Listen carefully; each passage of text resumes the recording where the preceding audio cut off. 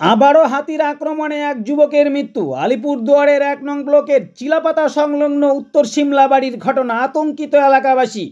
আজ সকালে হাতির আক্রমণে মৃত্যু হলো কিংসুক কার্জি নামে এক যুবকের। আজ সকালে বাড়ির পাশে হাতি আসলে সেই সময় হাতি তাড়াতে যায়। হাতি তাড়াতে গেলে হাতির সামনে পড়ে যায় যুবক। হাতি তাকে শুট দিয়ে পেঁচিয়ে তুলে আছাড় মারে। সঙ্গে সঙ্গে তাকে উদ্ধার করে হাসপাতালে নিয়ে যাওয়া হলে যুবকের মৃত্যু হয়। হাতির হানায় যুবকের মৃত্যুর ঘটনায় এলাকায় শোকের ছায়া নেমে আসে। কিংসুক কার্জিকে একবার দেখতে ভিড় করেন গ্রামের মানুষেরা। এলাকার বাসিন্দাদের অভিযোগ, প্রতিদিনই এলাকায় হাতি আসে। হাতির আক্রমণে ক্ষতি হচ্ছে ফসলের।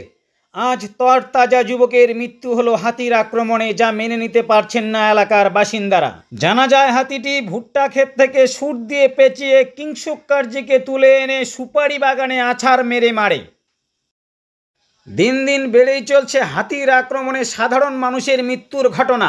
একের পর এক মৃত্যু হচ্ছে সাধারণ মানুষের হাতির আক্রমণে।